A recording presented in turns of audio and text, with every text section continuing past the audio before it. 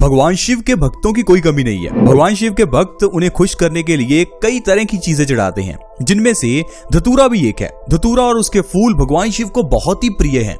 लेकिन जब धतूरे को यूज करने की बात आती है तो हम कहते हैं जहर है। दोस्तों मैं आपको बता दूं कि धतूरे को चाहे आयुर्वेद में विष की श्रेणी में रखा गया है, लेकिन इसे औषधि भी कहा गया है। धतूरा एक ऐसी चीज है जिसे सही ढंग से इस्तेमाल करने पर आपके बालों का झड़ना रुक सकता है। भयंकर से भयंकर गठिया यानी कि अर्थराइटिस की प्रॉब्लम से आराम मिल सकता है। अस्थमा की प्रॉब्लम आप धतूरे से ठीक कर सकते हैं। और भी ढेरों ऐसी प्रॉब्लम्स हैं जो सिर्फ और सिर्फ धतूरे से ठीक हो सकती हैं, लेकिन इसके बारे में आप जानते ही नहीं होंगे। तो आइए जानते हैं धतूरे का इस्तेमाल किस ढंग से करें ताकि बीमारियों को जड़ से खत्म किया जा सके। दोस्तों मैं आपको एक चीज बता दूं कि धतूरा एक तरह से विष होता है। अगर इसे सही ढंग से इस्तेमाल ना किया जाए तो ये आपके लिए घातक भी हो सकता है। इसलिए बिना सोचे समझे और बिना अच्छी तरह से जाने आप धतूरे का इस्तेमाल बिल्कुल ना करें। आइए जानते हैं बालों को झड़ने से रोकने के लिए इस्तेमाल कैसे करें। दोस्तों अगर आपके बाल झड़ते हैं तो आप कई तरह के शैम्पू, सिरम काफी कुछ लगाकर देख चुके होंगे, लेकिन बालों का झड़ना नहीं रुक पा रहा।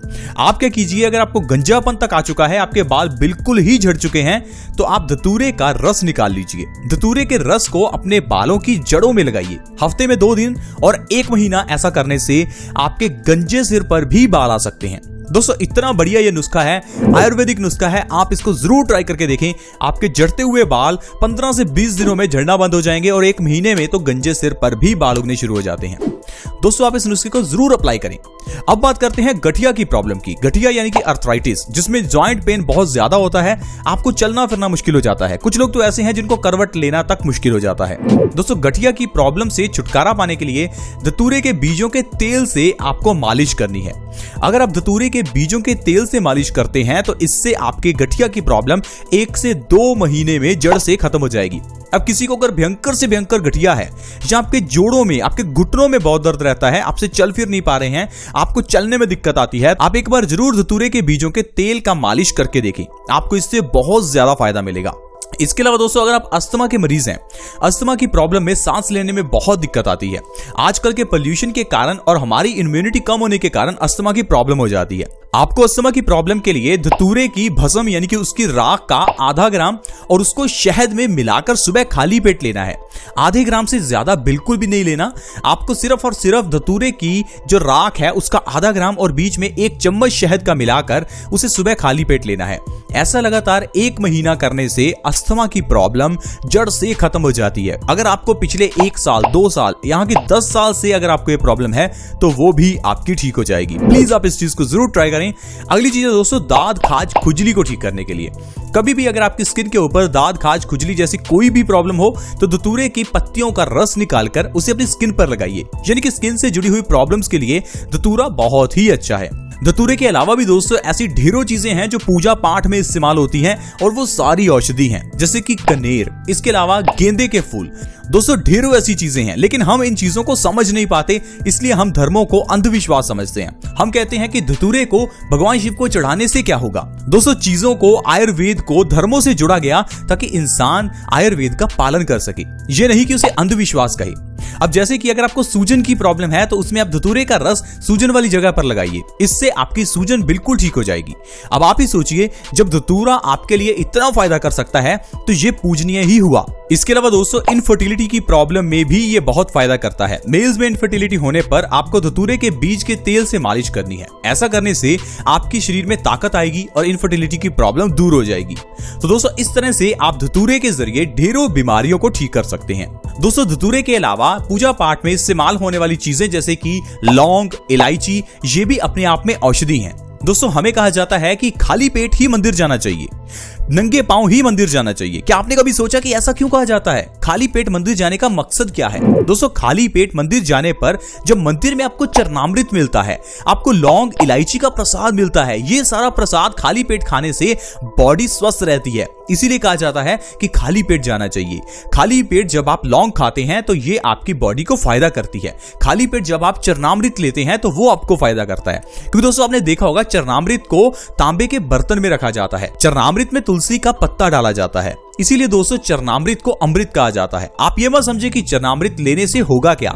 ये जो आपको थोड़ा सा चरणामृत सुबह खाली पेट दिया जाता है, ये हमारी तकरीबन 20 से 25 बीमारियों को ठीक करता है। आप बस धर्मों को अपनाएं, उन्हें अंधविश्वास ना माने। अगर आपको कहा जाता है कि आपको इस पेड़ की पूजा करनी है, आपको गाय की पूजा करनी है या आपको धरती की पूजा करनी है, इसके पीछे का कोई मकसद है। सूर्य की पूजा करने का, सूर्य को जल चढ़ाने का भी मकसद है। जब आप सूर्य को जल चढ़ाते हैं तो उस समय जब आपकी आंखों में सूर्य की रोशनी जाती है तो ये आंखों की रोशनी बढ़ाती है, क्योंकि सुबह के समय जब हमें जल देना होता है उस समय सूर्य की रोशनी आंखों के लिए बहुत ही अच्छी होती है। और जब आप पानी के अंदर से सूर्य को देखते हैं तो पानी के अंदर से निकली हुई जो सूर्य की किरणें हैं वो आंखों के लिए बहुत अच्छी होती हैं। इसी तरह से दोस्तों सैकड़ों ऐसी धार्मिक प्रथाएं हैं जो हमारे लिए अच्छी हैं। जैसे कहा जाता है कि आपको नदी में सिक्का फेंकना चाहिए, नदी में सिक्का फेंकने से हमारी इच्छा पूरी होती है। क्या आपको पता है कि नदी में सिक्के का ये कॉन्सेप्ट क्या है?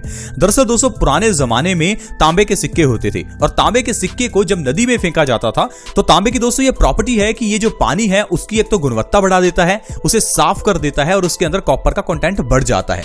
और जब हम उस नदी के पानी को पीते हैं तो वो हमारी बॉडी को फायदा करता है। तो इसीलिए कहा जाता था कि आपको नदी में सिक्का फेंकना चाहिए। इसका मतलब ये नहीं था कि नदी में फेंकना एक अंधविश्वास है। आजकल हमने इन चीजों को अंधविश्वास समझ लिया, क्योंकि आजकल की जो पढ़ाई है वो हमारी टोटली पुराने जमाने की पढ़ाई से डिफरेंट है। पहले लोगों को आयुर्वेद पढ़ाया जाता था। आयुर्वेद पढ़ने से हर इंसान अपने आप में डॉक्टर बन जाता था। आज भी आयुर्वेद में लिखा है कि हर इंसान अपने आप में एक डॉक्टर है, लेकिन आजकल की जो मेडिकल साइंस है उसे तो कोई समझ ही नहीं सकता। आज की मेडिकल साइंस में बीमारियों के नाम इतने मुश्किल रखे जाते हैं ताकि इसे कोई समझ ना पाए। इसे सिर्फ वो समझ पाए जो डॉक्टरी की पढ़ाई करता है, ताकि डॉक्टर्स का बिजनेस चलता रहे। आज की जो दवाइयां हैं उनके नाम मुश्किल रखे जाते हैं। कुछ लोग कहते हैं कि आप आज की मेडिकल साइंस के खिलाफ क्यों हैं? दोस्तों आप ही मुझे बताइए, आजकल की जो दवाइयां हैं उनके नाम आसान क्यों नहीं रखे जाते?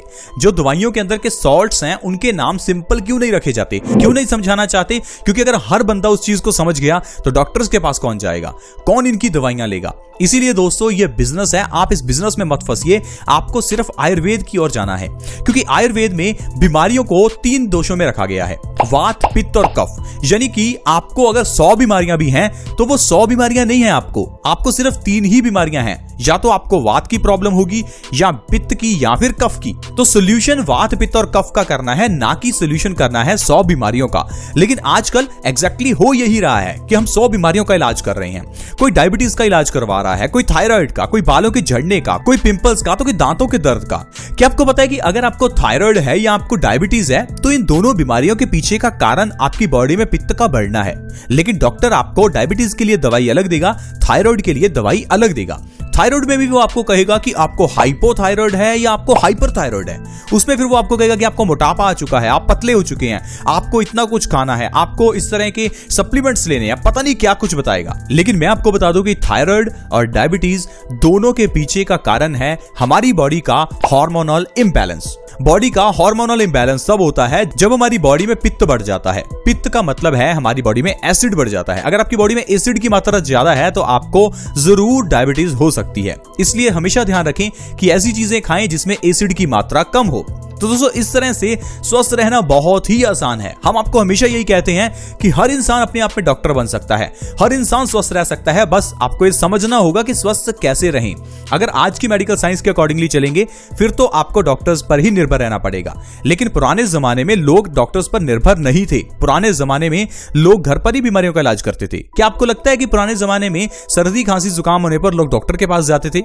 बिल्कुल भी नहीं। दोस्तों पुराने जमाने में घरों में अमरूद का, नीम का पेड़ लगा हुआ था, तुलसी लगी हुई थी, मरुआ लगा था। तुलसी के जरिए हर तरह का बुखार उतर जाता है। अगर आपको कोई भी बुखार हो, चाहे वो डेंगू का ही क्यों ना हो, आप तुलसी के पत्तों का रस निकालिए, हल्का सा गर्म कीजिए, उसमें थोड़ा शहद मिलाइए और आप उस मरीज को दिन में 3 टाइम दीजिए। आप देखिए उसका बुखार एकदम से उतर जाएगा। दोस्तों इस तरह से अगर आप नीम का इस्तेमाल करते हैं, नीम के पत्तों को खाली पेट खाते हैं तो पिंपल्स को ठीक किया जा सकता है। जरूरी नहीं कि आपको दवाइयां ही खानी है। आई होप फ्रेंड्स आप समझ पा रहे होंगे कि किस तरह से बीमारियां ठीक हो सकती हैं। आज की वीडियो में दोस्तों इतना ही। अगर आपको वीडियो अच्छी लगी हो तो इस वीडियो को लाइक करें, इस वीडियो को शेयर जरूर करें, क्योंकि आपकी शेयर से किसी दूसरे व्यक्ति की हेल्प हो सकती है। वीडियो को शेयर करना बहुत ही आसान है। वीडियो के नीचे एक शेयर का बटन है, उसे दबा दें और इस वीडियो को व्हाट्सएप, फेसबुक जहां शेयर कर सकते हैं प्लीज शेयर करें। अगर आप हमारे चैनल से जुड़ना चाहते हैं तो जुड़ना बिल्कुल फ्री है। इस वीडियो के नीचे आपको एक सब्सक्राइब का बटन दिखेगा, उसके ऊपर क्लिक कर दें और हमारे चैनल से जुड़ जाएं ताकि आपको हर नई वीडियो की नोटिफिकेशन सबसे पहले मिले। ऐसी ही वीडियोस के साथ फ्रेंड्स दोबारा मिलेंगे। धन्यवाद।